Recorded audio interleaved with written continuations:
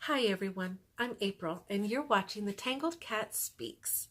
Today is Sunday, March 31st, and I am crazy excited because that means that I have 8 days until I go to a certain concert. I believe that I have mentioned a few times that I love pentatonics.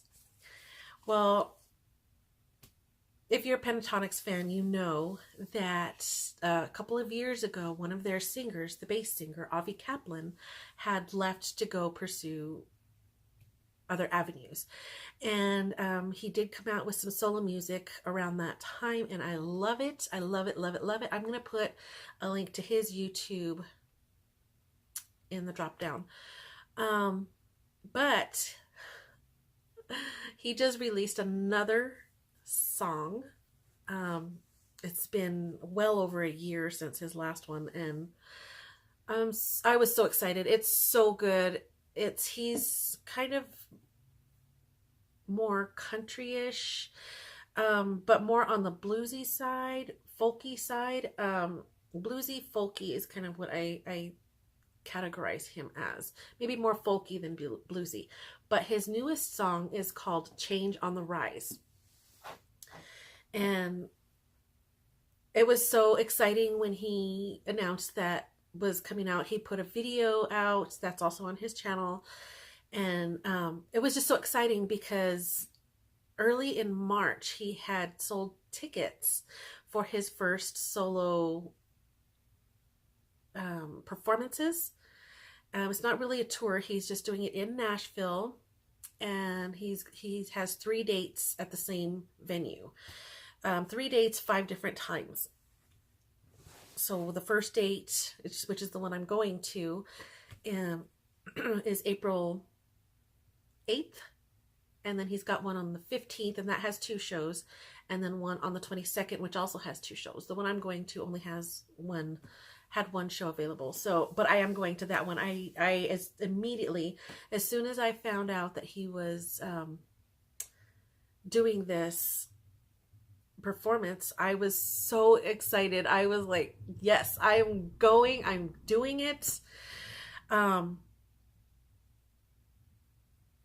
immediately went and booked a flight and a hotel and a rental car so that I can get my butt from New Mexico all the way over to Nashville, which I've never been to Tennessee before. So this is going to be exciting. I decided to go an extra day early so that maybe I could wander around a little bit and maybe get me some local Tennessee yarn. Who knows? But I am super excited to go to this concert. You have no idea. I am crazy excited. And it's going to be in this little venue. It's called The Basement. And I think there are 2 of them in Nashville. There's one that's The Basement, and the other one is called The Basement East. And it's literally this little small building. I mean, very small, and it's going to be, I'm pretty sure it's mostly going to be standing room only. Boom! Sold out. I'm not even kidding, people. He sold out within minutes. I was so worried because I had already booked the flight and the hotel and the rental car, and then the ticket sales went up, and I knew there was only going to be a handful because that place is super small. I think I might be stretching it to say that there were 40 tickets available per show. 40. I mean, I was like, oh my God. I have to get this ticket because I just spent all kinds of money on my travel plans, which I was okay with. There was that whole part of me is like, I'm dying to see Avi Kaplan perform live on his own. But if I miss out on the ticket, well, I've never been to Nashville, so that would be exciting. And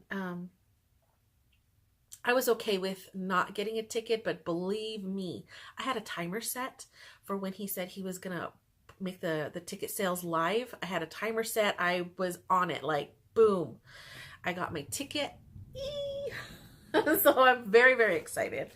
So now it's coming down to, I leave in a week.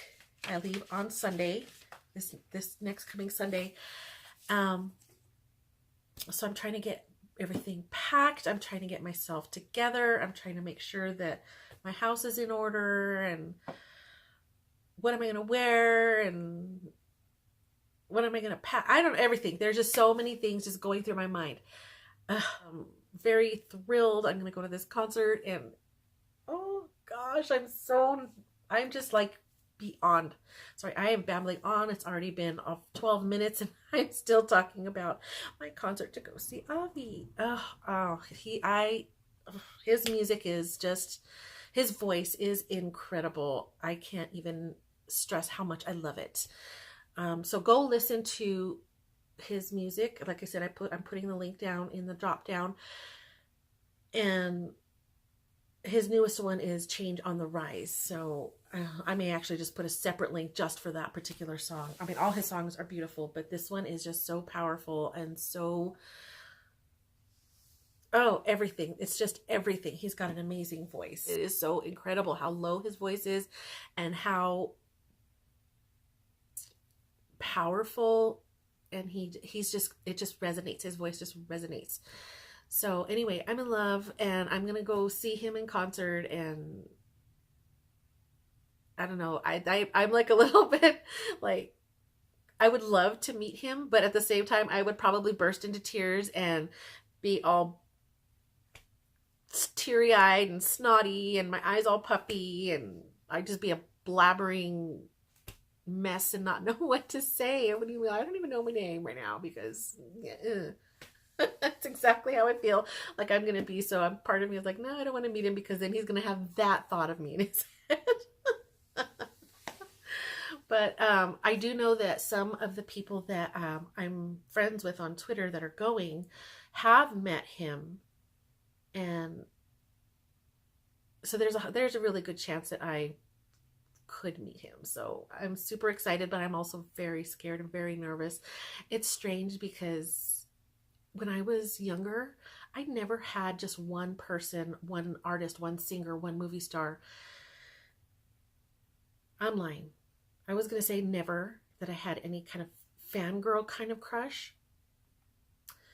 But now that I think about it, Keanu Reeves was my thing. But this was, way back when, and I wasn't really into social media. And I don't, back when he was started, there wasn't any kind of social media available at that time. I do love watching every single Keanu Reeves movie out there, and I plan on going to see the newest John Wick very soon. But Avi Kaplan is a whole other level. I adore Keanu Reeves with all my soul, but then my soul also loves Avi Kaplan, and Avi Kaplan is more accessible through social media, so to speak. So it just, I feel like a little girl. I'm constantly like, oh my God, it's Avi. He put another song out, and I'm rushing to my kids so that they can listen to his music, so I can show it to them the way that they do to me. They're like, oh my gosh, so-and-so just released a song. You have to hear it. And I'm like, oh, okay. It's not really my style, but okay. But I find myself doing that to them now. And I'm like, it's so strange. I've never been like this. I don't know how to act. I don't know what I'm doing, but I'm super excited. So I'm going to stop rambling about that, because this is primarily a knitting podcast. And speaking of my trip to Nashville, it's going to be, I will leave here at something, like I'll have to leave my house like 4:30, because my plane leaves at 6:30. And there's an hour layover in Dallas, and then I'll head over to Nashville. So I'm going to need some plain knitting. And I'm going to put up a picture up here of some yarn that I showed you all a while back that I dyed using two kinds of tea bags. I think one was like a rose tea, rose hibiscus or something like that, and the other one was a black tea. I think it was just like a plain Lipton's black tea bag. And then I used some sports drink mix powder. That was very hard to get out. Sports drink mix powder. Say that 5 times really, really fast. So anyway, so I had started with the 2 tea bags in the pot, And I just kind of placed them randomly on the skein that I had just sunk down into the vinegar water. And I just placed the tea bags and let them sit. But they ended up being, at first I thought the rose hibiscus one was going to stay pink, but as the time went on sitting in the dye bath, it kind of turned like a really pale taupey color. And the black tea came out very almost golden. It was very interesting. But I wanted a little more pop of color, so that's when I grabbed the sports drink mix and sprinkled that just dry on top. Just the powder itself, just dumped it in different parts of the skein there in the pot. So again, I'll put the photo up here, but this is the yarn. I've divided it into 2 balls and caked it up. This is what it looks like, and it's really hard to see because my lighting is bad, because I'm doing this podcast early in the morning because I've got some plans in a little bit, and it's very overcast and cloudy outside, so I'm not getting a whole lot of good sunlight. So I will put another photo of this, but you can see there's the pink, like an orangey pink almost. There's this golden color. Why is this not focusing? Hello. And then there's that taupey color right in here. And then some of it is still kind of the natural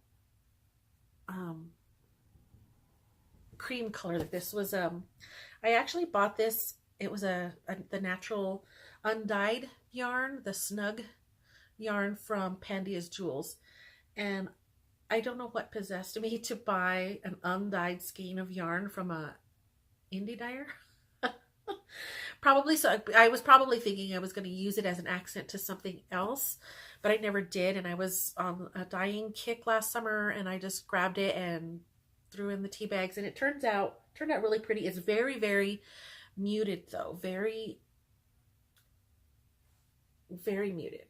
I love it, but it's muted. So what I have decided to do is make a pair of socks for the plain, and it's just going to be plain stockinette.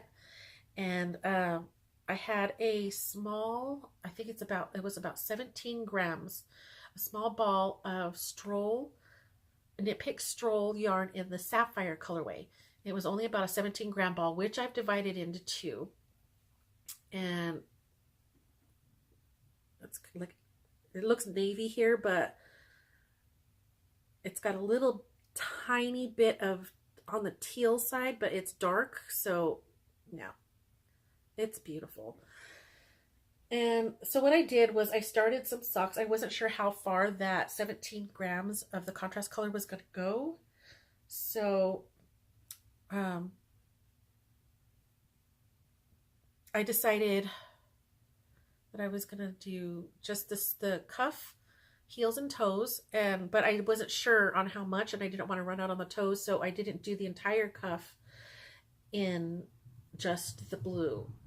I striped it in the ribbing with that tea yarn. So I got the 2 cuffs done, and I did these first because, sorry, there's my ends. Let me turn that around so you don't have to stare at my floppy end. And I've got them on my 9-inch circulars. These are US 1.5, which is 2.5 millimeter. So I've got 2 of them, so I'm going to work these in tandem. But I wanted to get the stripes done so that I wasn't changing colors on the plain. So now I'm at a point where I can just go down and do the leg in straight stockinette and not even think about it. I don't know if I'll have enough time to get down to the heels. I would like to think that I can get these done on my trip, but I'm only going to be there. Let's say I leave here Sunday morning and I'll be back by Tuesday evening. So I don't think that I'm going to get these done because I'm not just going to be sitting and knitting. I'm going to be looking around Nashville, and I'm going to be going to a concert, and I'm going to be hanging out with the people. Oh, and I forgot to mention too that a couple of these people that I've met on Twitter, we've decided to room together so that we can save costs and stuff. So I did get a room that has 2 queen beds.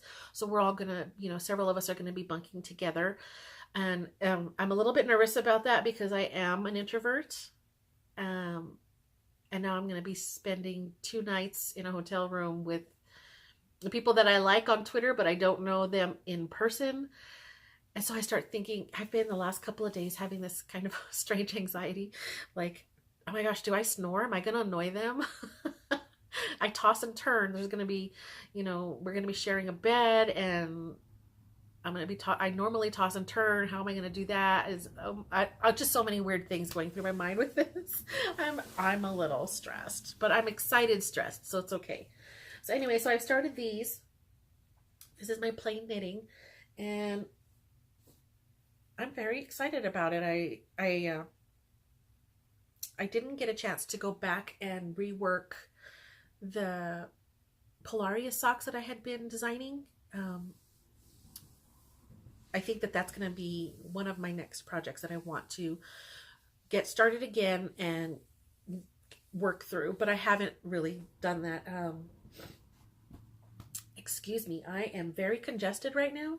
My allergies have gone insane because we've had some crazy rain that is not normal for New Mexico spring, and everything is blooming, and there is something in the air. It's probably juniper, but it's wreaking havoc with my sinuses. So forgive me. So the other big thing that I had been working on, and I still don't have the ends done, but it's done. It's blocked, and it is huge and beautiful. This is the Appalachian Shawl by Laura Ayler. And I'm trying to find a good way to hold this up because it's huge. This was the one done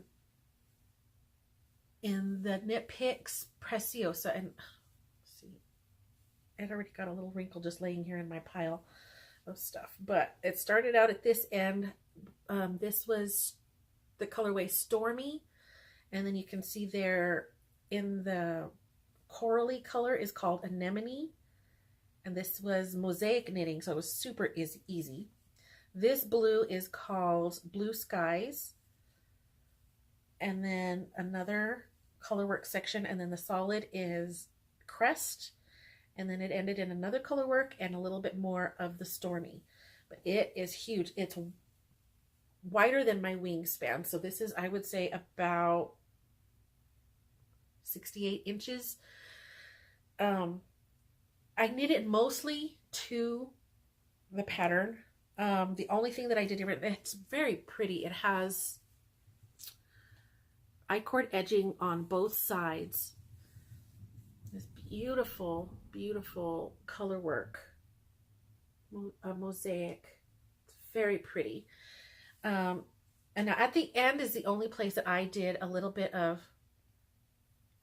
yarn in the mouth modification. There was only supposed to be 6 rows here, which would have given you 3 garter bumps. I did 12 rows, so I have 6 garter bumps. And it called for something called the Icelandic bind off. And Laura Ayler does describe how to do that bind off in her pattern. But I was really, really loving the look of the I-cord edging, and I wanted to continue that.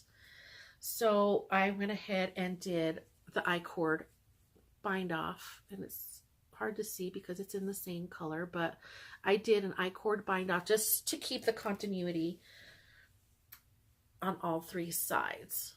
It worked out really well. I mean, you can, this is, I think, where I grafted the 2 ends together. I've never grafted I-cord together before, so it was a little bit of a fumble, but I mean, it just, the I-cord just curves around the corner and onto the bottom edge just beautifully. So it's just continued. I love it. I got the idea for this because I really liked how it worked out for Donna from In a Pickle Knitting. She had used an I-cord border around her memory blanket she used a contrasting color and did an all-around I-cord edging, and she put out a tiny a short little video of how she did the I-cord edging and how she turned the corners. So I followed that tip. Thank you, Donna. It was perfect. It worked out beautifully, and I was able to get a beautiful I-cord edge on all 3 sides. So those are the only 2 modifications. I added a little bit to the edge, and I did the border, or the edge of the bind off different. Look, there's my ends. Sorry, I'm gonna get those today, but it's huge and it blocked out so nice, and it's warm, but it doesn't feel heavy. Oh, and it's so nice. Now, the reason why I had chosen to make that a little bit longer was because I was trying to use up every last bit of that yarn. I had actually quite a bit left over, and I was trying to finish up all of it, but then I was like, no, I just want to be done with this. It's huge, and I don't know how big this is going to block out, and okay, I'm done. So I went ahead and bound off. I think I was planning on doing something like maybe throwing in another color work section, making that last gray part whiter and throwing in one last color section, but I decided I wanted to be done. But I did have a bunch of each of those colors left over. So what I did, I always talk about my booga bag and how I love it so much. So I went and I got that, opened up that pattern again, and I decided to get the leftovers of the 4 colors from that shawl. It's a very lightly spun singles in a worsted weight, this Preciosa from Knit Picks. And it's not super wash. So I knew it would felt. So I was like, okay, I'm going to do a booga bag. So what I did, I had the 2 tealy colors were bigger, and then the coral and the gray were much smaller. So what I did was started winding off onto a big ball and then just breaking each color randomly and then adding it to the ball, making sort of a magic ball, I think they call it. So they're random. The colors ended up in a random order. The striping is going to end up in random sizing. Stripe widths are going to be different sizes. So I just kind of went until I was like, okay, I'm done, and then cut it and put another one. And then as I started knitting, I split spliced everything together, which could have made for, I could have done it a little bit cleaner, I guess, but it turned out all right. I didn't know it was going to be felted, so it wasn't going to be too bad. I'm going to stop this just for a second because my phone is about to cut off. Hold on one second. Okay. So here it is with my random, and I think I over felted this because it's a little stiff. It's way stiffer than my other one, and it's smaller. But this is what happened with the random magic ball. I love it. The colors are so pretty. I love that I did it random. It literally just looks more, has a more organic feel to it. The other 2 booga bags that I made were made per pattern using the Noro Curion yarn, but this Preciosa felted up so good, and I still didn't have enough. And this is different. This is a modification, this handle, because it's supposed to be solid all the way up, and then you make, I think it's an I-cord loop for your handle, but I like this better. It feels sturdier, and because it's felted, it's not going to stretch and get, you know, it's not going to get stretched out. So I did that on one of my other booga bags. My first booga bag, I did it per pattern, and that's when I realized I didn't really care for it because I didn't like the handle. So I went ahead and did it this way, and I love it. But I still had a bunch of this left over.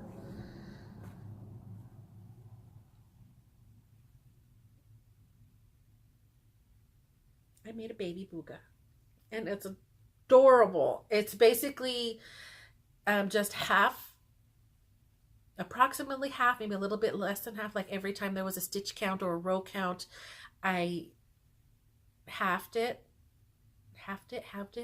Anyway, so I made a baby booga, and It is super, super cute. I don't know what I'm going to do with it, but I love it. There's Mama Booga and the Baby Booga. I love it. I love it. I love it.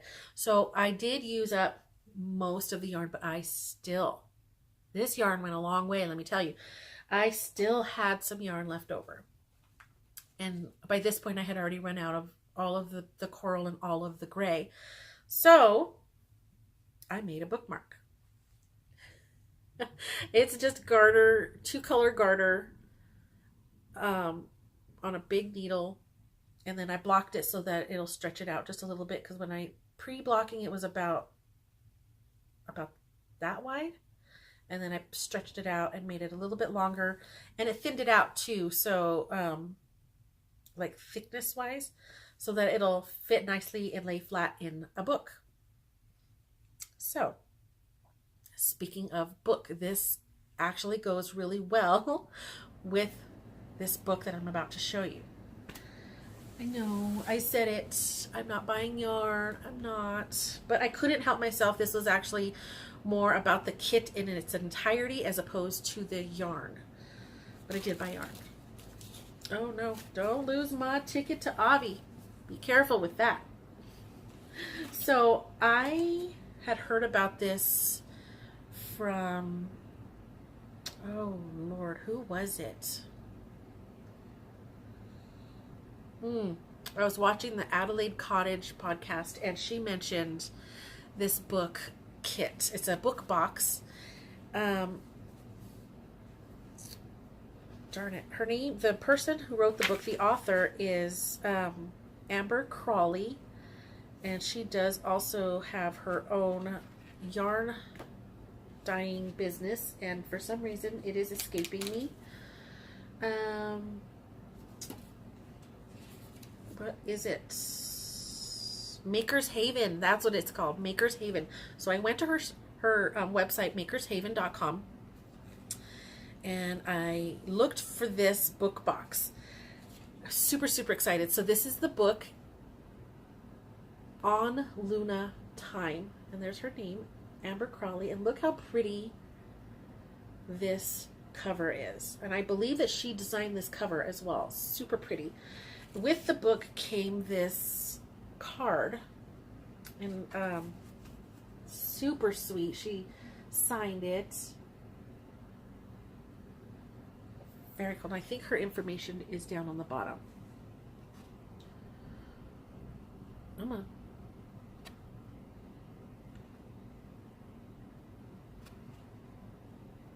Anyways, that's not focusing. Sorry, but she's at Amber Crawley Writes, which I am assuming is her Twitter, and makershaven.com. So it came with this beautiful card, which is the same as the cover. Super lovely. It just looks so peaceful.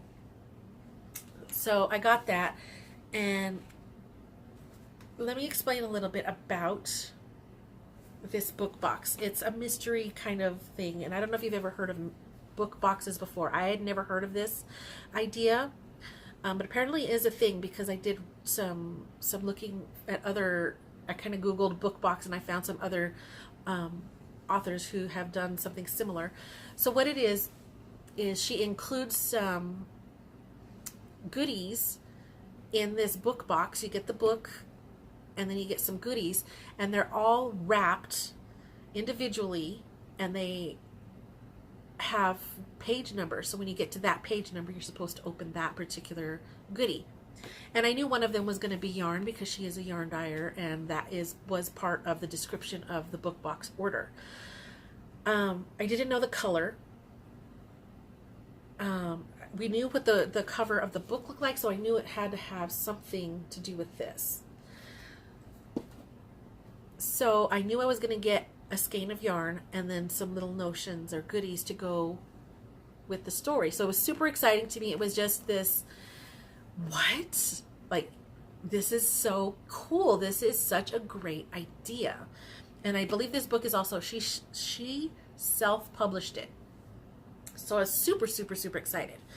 So I was so excited that when it came in the mail, It sat for a day with everything wrapped and pretty. And then that went out the window because I couldn't help myself. I had to open it. I had to see the yarn. I had to know what the little goodies were. So I'm going to put in a little warning here. Spoiler alert. If you are getting this book box and you don't want to know what the goodies are, because I am about to show them, stop here and I will let you know when the spoilers are done. But yeah, spoiler alert. So I don't remember the order because, like I said, I've already unwrapped them and I took the tags off. I did put the little, oh yeah, I forgot. She also included this bookmark. This was not one of the secret goodies. This was in there. Maybe this one will show better. This has her information on there too. There we go. So this was not wrapped up. So I've been using that pretty bookmark, but I did take off the labels. The first one I've already gone through. It was on page 26. And it was a butterfly. And it's just a tiny little pin. Super small, super cute. So that was the first one. The next one I haven't gotten to yet. I am only about 50 pages in, and the next one isn't until page 61. So I took off the little labels from the wrapping paper and I put what page they're supposed to go on. I did write down on here which item it is. So the next one is supposed to be Cheerwine. Never heard of this before. Number 2, and I've already opened it, even though I haven't gotten to that page, but I've already opened it. Cheerwine is a soda. She sent a can of soda. Glare. But this is like a cola with a cherry flavor, and it's very different. It's not like drinking a cherry Coke or a cherry Pepsi. It's very different, and it's yummy. I drank this all super quick, but that was one of the other gifts, and it was just so, like, it was cool. And I think this is kind of it's local to where this book is set, I believe. The bottling company is out of Salisbury, North Carolina. So this, I believe that this is local to that. You know, it's a regional soda. I'm not going to find Cheerwine here in New Mexico, but it's super cool. I love it. It's just a good thing. Like, oh, that's something different. You know, I was very excited by it. So then there's another one. Let's see if I can find all of the little thingies. I just kind of shoved them in there. The next one is on page 74. And this one was the yarn. So I'll show you the yarn next. And now we've all heard me several times say that I do not really care for yellow. I knew that there was going to be yellow in this yarn because I figured it would be based on the book cover. And it was. And it's all yarn except for a few blips of like a sandy color. And I don't know that my camera is going to pick this up, but there's some blues and greens and little bits of mauve in there. Very pretty. I haven't taken this out of the wrapper. She called this Yellow Dresses. And, you know, that makes sense because the woman on the cover is wearing a yellow dress. It's an 80-20 base, 100 grams, 400 yards. Very cool. Here's her. Yeah, she is out of North Carolina. Makers Haven.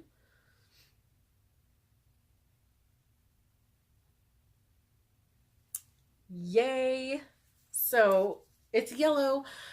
But like I was talking about earlier when I was using the rest of that yarn from the Preciosa balls,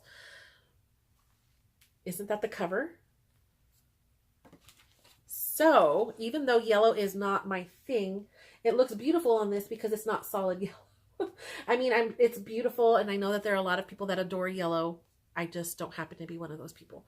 But it's pretty because it's got these other colors around it.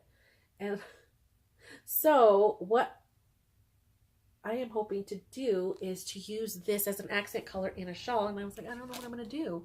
It just worked out. So I can use this also as a bookmark for that book if I wanted to. So I decided I'm going to use this with something using those other colors that are in her book cover. I'll get to that in a minute as well. So on to the next thing is, let's see, 111, no, 110 is the next page. And this is what she sent. And I don't know where these are from. Oh, these are also, oh, look at that. These are some candies made in Nashville, North Carolina. Who knew there was a Nashville, North Carolina? I didn't. But, right, this is like, it's a meant to be. Candy from Nashville, California, or Nashville, North Carolina, and I'm going to Nashville, Tennessee to see Avi Kaplan. I mean, the stars have aligned for this. It's ridiculous. So what she sent was this bag, and I've already opened them to taste them. It's Butterfields. I think that's pronounced muscadine buds. And it says hard candy with a divine wild grape burst. And they're hard candies. And let's see. They're hard candies. And they're grape, but they don't taste like fake grape, if that makes any sense. Like fake, like Kool-Aid or Jolly Ranchers or most grape flavored candies. This doesn't taste like that. This tastes fruity. It tastes as close to a real grape as I have ever tasted a grape candy be. So very delicious. Because I was like, oh, it's grape flavored. And I was thinking that very synthetic fake grape flavor. And no, that is not this at all. This is yummy. It is so good. Muscadine bud. Super cool. So yes, I had to open those. Yummy, very nice, very, very, very, very nice. And then the last one, the last little goodie that came in is on page 168. And actually I may have gotten this goodie and the last, actually no, I think this was supposed to be the first goodie and the pin was supposed to be this last one, but anyway, I opened them. I don't care. This last one is a stitch marker of 2 swans. Oh, it is so pretty. It is just gorgeous. I love it. I can't wait to make something with it, and I don't know yet what I'm gonna make, but I know that I want to incorporate the blues and teals from the cover with that yellow. So a long while back, I had bought 3 skeins from Chemnitz Creations, excuse me, Chemnitz Creations on Etsy. She's got the Chemnitz tutorials here on YouTube, and she dyes with food coloring and acid. She's getting more and more into acid dyeing and stuff like that. Well, she had done these 3 skeins, and they're not identical because it's hand dyed, but they're very close, and I think that I can alternate skeins so that they don't look like the contrasting, you know, where you change colors isn't too stark. But these are the colors. Look at that. Blues and greens. Let's see if I can hold that up well enough to go with the yellow.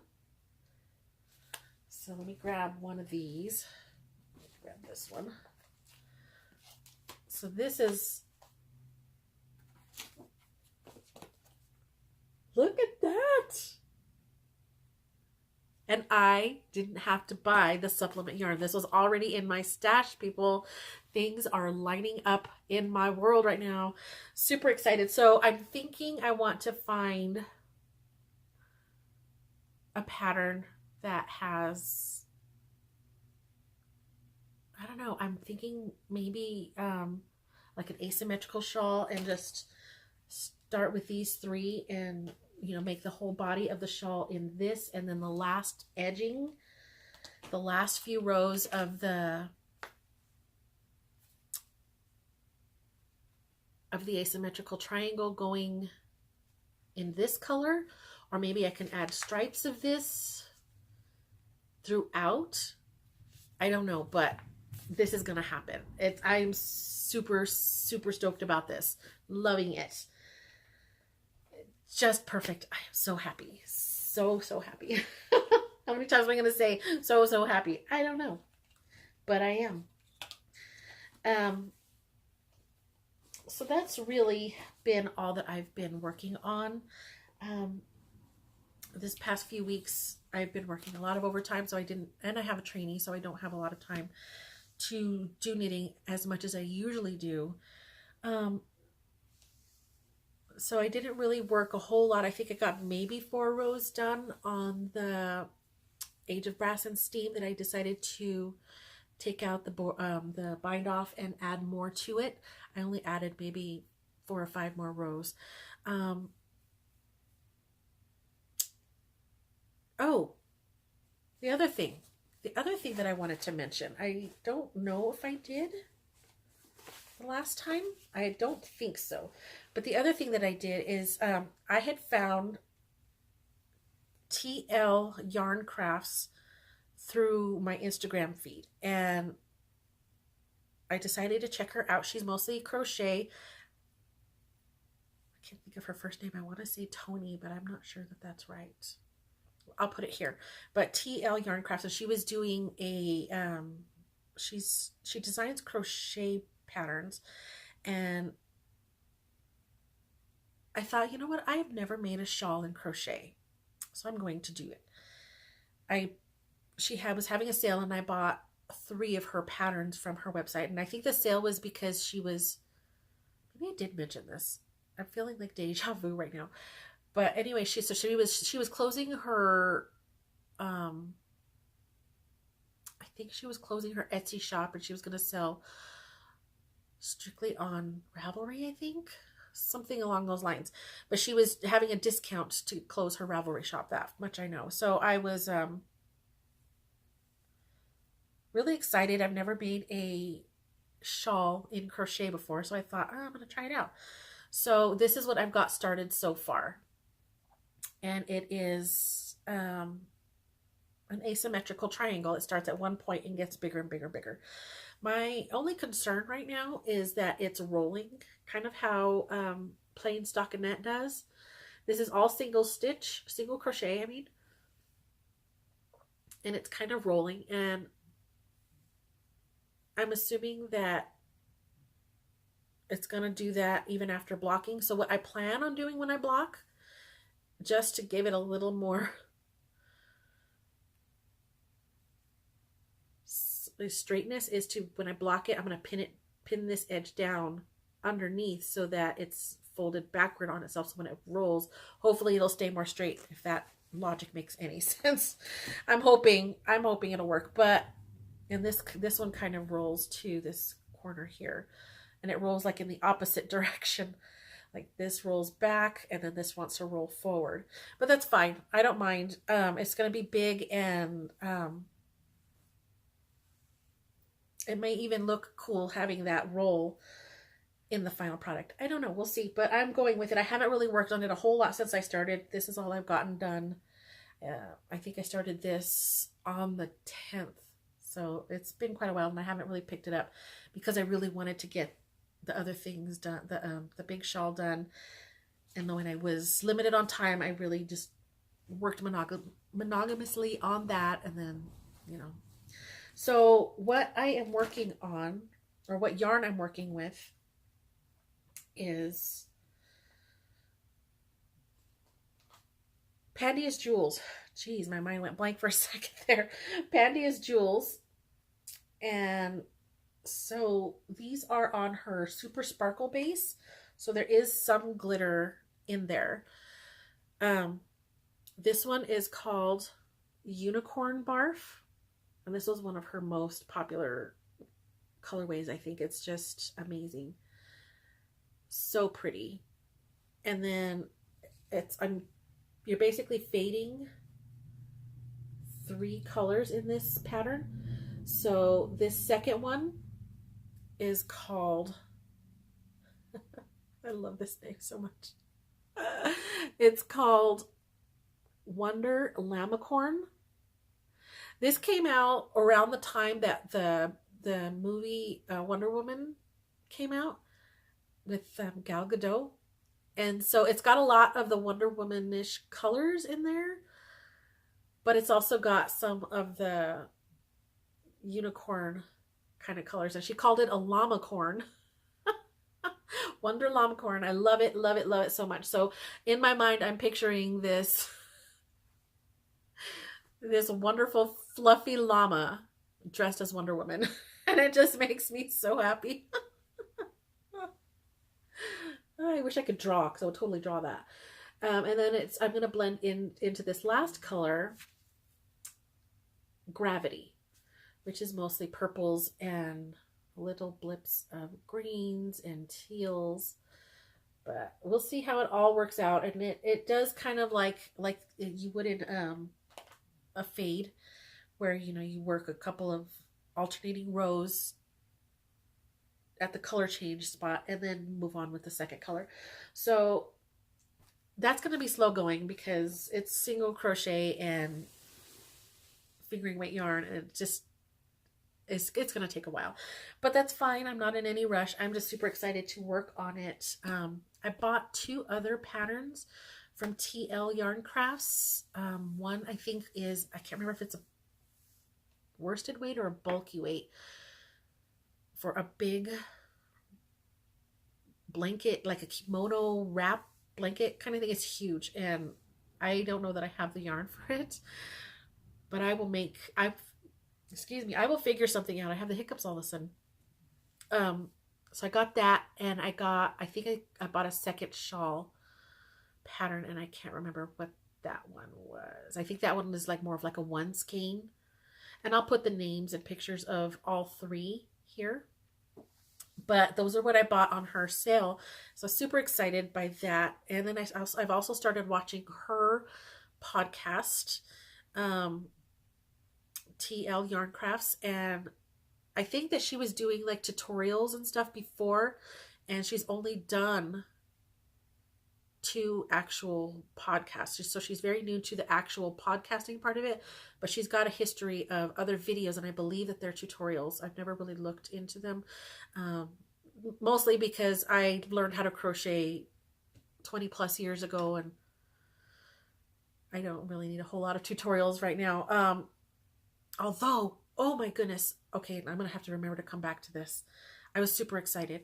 Anyway, so this shawl I'm making with my boy hook. I love boys. This is almost exclusively what I knit on, except for the wooden ones that I showed a while back, and I don't use those too much. That's because I don't want to ruin them. I don't want to accidentally break them or lose them. So I haven't really been using those too much. I think I was working on another my crochet blanket with the minis. That one I am using one of those hooks, but I did have to go out of my way to try to protect that one with the DPN holder. Anyway, these are the ones I use the most. So that's what I'm making that out of. But I was going to say, I don't really look for a lot of crochet tutorials, but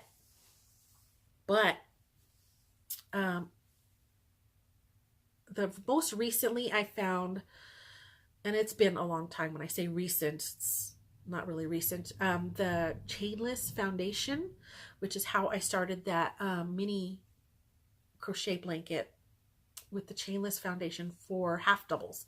So you can do a chainless foundation for half doubles, singles, and doubles, and I'm assuming you could work it out for triples, but I don't know. I haven't seen a video for that.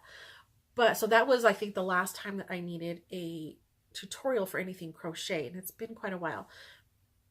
But so I was scrolling through YouTube the other day, just finding random stuff, and I think it's because I started following TL Yarn Crafts that more crochet stuff has been popping up in my recommendations on YouTube. So this video came up, and I'm gonna have to put the link, or not the link, the name of the video for. It's basically a chainless foundation for double crochet, but you work 2 rows at the same time, right? Your mind was just blown, right? Because mine went all over the place when I saw this video. I couldn't click fast enough to see what she was talking about. And sure enough, she was working 2 rows at the same time. Very cool, very interesting. Yay. I don't know. I was super excited, and I want to try it now. I'm really getting on this. I want to try something crochet, and so I've got the blanket, now I've got the shawl, and who knows, I might try this 2-row crochet business just because it was super cool to watch. So I'll put that here, but yeah, cool. So we know that I'm reading this book on Luna time. I am still very slowly, because I don't have a lot of time to read lately, going through the Bell Tower. I actually had to renew this from the library because my time came up and I was like, I'm not done. So still working on that. I think we're going to be starting, I just don't remember the name of it. We're going to be starting a new book in the Delicious Death group on Ravelry for Agatha Christie. And I will put the name of the book that we're going to be reading. I can't remember. I know I looked at it yesterday, but I can't think of it right now. But I will put that here. And I also better get on the ball, because this is the last day of March. I need to put it on hold, the April book on hold. Oh, The Mirror Cracked from Side to Side. That's what it is. That's the book, The Mirror Cracked from Side to Side. So I'm going to have to get that one so that I can read that. I'm hoping I can find that one on audio, because I've got these 2 books going. I've got a lot of knitting and crocheting to do, and adding a 3rd book to actually read is going to take time. So speaking of audiobooks, what I have been listening to most recently is a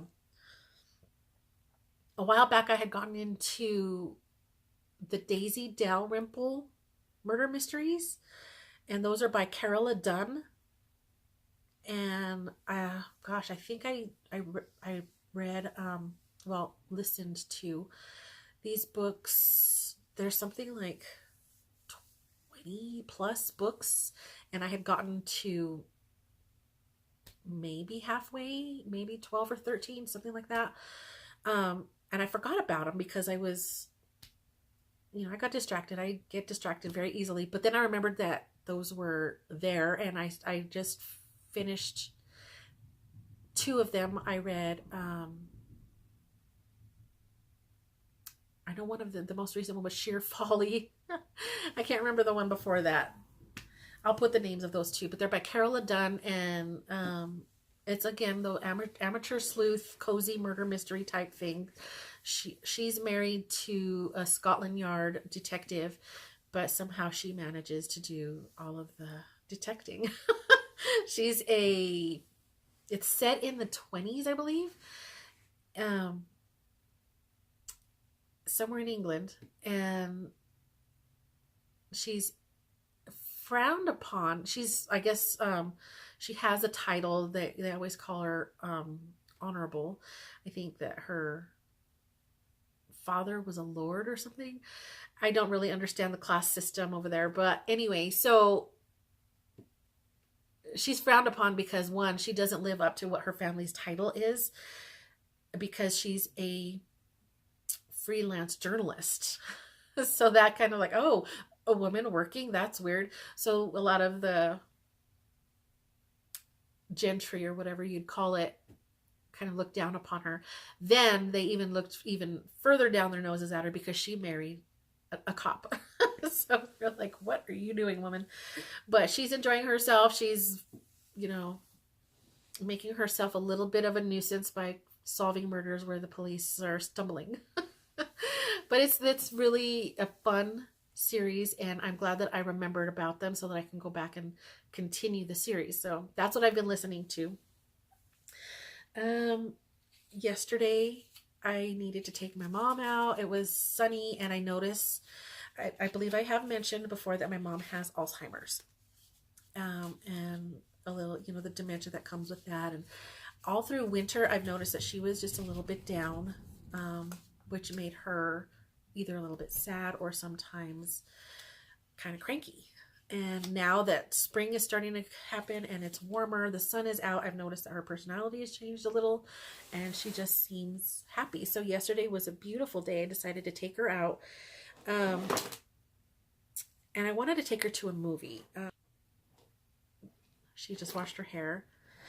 She had just washed her hair, so she was not really wanting to be outside with her hair wet. So instead of, you know, going to the park or whatever, I decided to take her to a movie, and I know that she loves all the Medea movies. Tyler Perry's Medea. My mom loves them. So there's a recent one that just came out called Medea Family Funeral or something like that. So I took her to see that, and she had a blast. It was so good to see her laughing and just thoroughly enjoying herself watching this movie. So that was a good time. We had really a good time with that. And today, later today, my sister is coming, and we are going to the University of New Mexico campus and to one of their auditoriums, which is called Popejoy Hall. And my sister has gotten us seats and tickets to see something. I don't remember the name of it, but it's something about dueling pianos. Like there's going to be these two performers, and I don't know how this is going to work. I don't know what it's all about, but it sounds cool. So we're going to go do that in just a little bit. I need to get some breakfast made. I need to straighten out the kitchen a little bit, and then my sister's gonna come and we're gonna go have lunch, and then we're gonna go to Popejoy Hall and have fun. So that's the rest of my day. That is, you know, how I'm rounding out the end of this week. And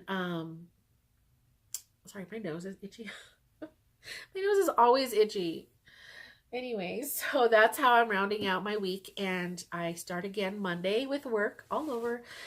And I hope that you have had a wonderful week, and that your next week is going to be just as wonderful, that you spend time with your family and friends. And I always forget to mention it, but I am April, and I can be found as the Tangled Cat on Instagram, Twitter, and Ravelry. So I will see you all next time after the concert. I don't know that I'm going to be doing any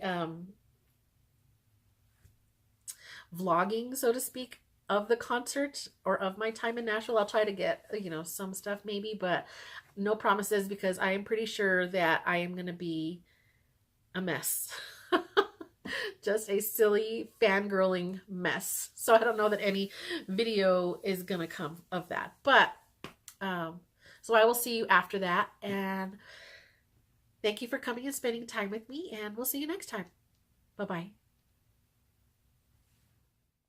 God, I forgot to mention that I was such a silly fangirl creep.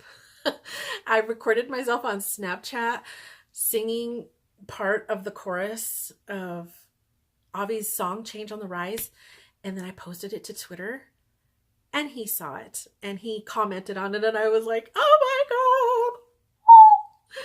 So yeah, just thought I'd throw that in there. But I'll post the silly little 10-second video right here so you can see what a geek I am.